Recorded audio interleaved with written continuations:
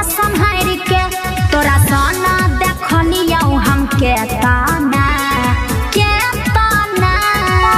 बुझले गे मेकअप के निकल भी अगर तना कहते घट जतही गोरखी घटना मेकअप के निकल भी अगर तना कहते घट जतही गोरखी घटना मिक्स बाय रूपम सिंह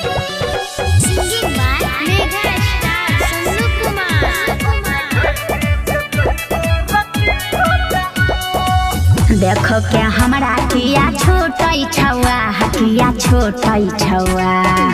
कथी ले सब तू भेल छे तबा रे भेल छे तबा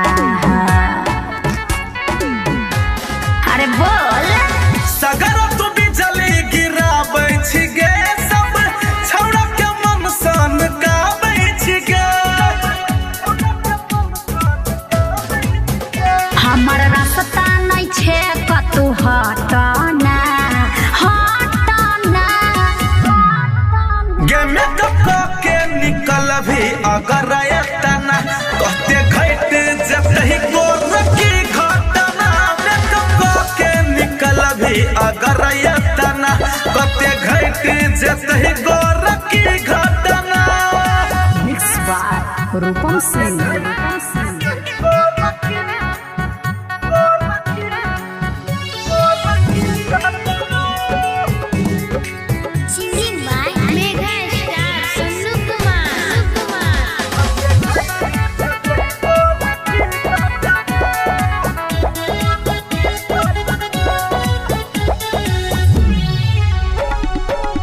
तोरा सबके सासी छौआ तबे काम हेरे छौआ तबे काम निकलै जे छौरी कनो करै छे हरान रे करै छे हरान